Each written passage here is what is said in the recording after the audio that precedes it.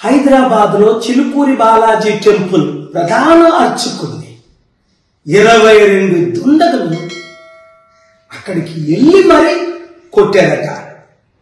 ఈ మధ్యని ఎంత దారుణం అయిపోయిందంటే చర్చిల్లోకి వెళ్ళి పాస్టర్స్ ని, మసీదుల్లోకి వెళ్ళి మొలానస్ ని, మళ్ళా రాముడి పేరుతో వెళ్ళి రామరాజ్య సైన్యం అట రాముడి పేరుతో వెళ్ళి ఒక పూజారిని కొట్టడు. ఎంత దారుణం ఇది!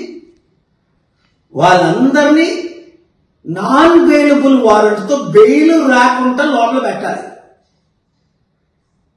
సరి అయిన యాక్షన్స్ తీసుకుంటేనే ఇలాంటి అవినీతి అక్రమం దేవుడి పేరుని మందిరాల పేరుని తగ్గుతాయి. లేదంటే ఈ దేశం సర్వనాశనం అయిపోతుంది.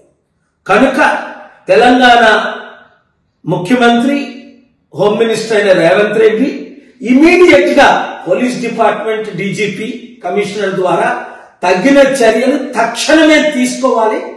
ఇలాంటి దారుణాలు ఎక్కడా జరగకూడదు. ముఖ్యంగా చర్చెస్ లో, మందిరాల్లో, టెంపుల్స్ లో జరగకూడదు. జరిగిన వారికి సరి అయిన శిక్షలు ఇస్తే ఇలాంటి అరికడతాం. లేదా ఒకరినొకరు చంపుకు చేస్తారు, ఇంక శాంతి లేకుండా అయిపోద్ది, నెమ్మది లేకుండా అయిపోద్ది. Thank you very much. ఈ వీడియో అందరికీ షేర్ చేయండి.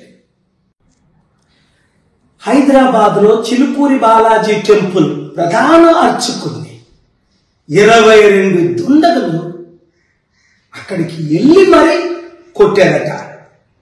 ఈ మధ్యని ఎంత దారుణం అయిపోయిందంటే చర్చిల్లోకి వెళ్ళి పాస్టర్స్ ని, మసీదుల్లోకి వెళ్ళి మొలానస్ ని, మళ్ళా రాముడి పేరుతో వెళ్ళి రామరాజ్య సైన్యం అట రాముడి పేరుతో వెళ్ళి ఒక పూజారిని కొట్టడు. ఎంత దారుణం ఇది! వాళ్ళందరినీ నాన్ బెయిలబుల్ వారెంట్తో బెయిల్ రాకుండా లోపల పెట్టాలి.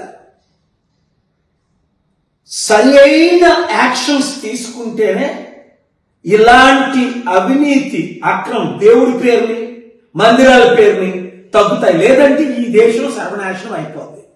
కనుక తెలంగాణ ముఖ్యమంత్రి హోమ్ మినిస్టర్ అయిన రేవంత్ రెడ్డి ఇమీడియట్ గా పోలీస్ డిపార్ట్మెంట్ డీజీపీ కమిషనర్ ద్వారా తగిన చర్యలు తక్షణమే తీసుకోవాలి.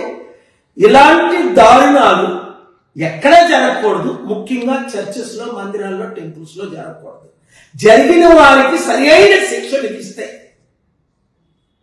ఇలాంటి అరికడతాం. లేదా ఒకరినొకరు చంపుకు చేస్తారు, ఇంక శాంతి లేకుండా అయిపోద్ది, నెమ్మది లేకుండా అయిపోద్ది. Thank you very much. ఈ వీడియో అందరికీ షేర్ చేయండి.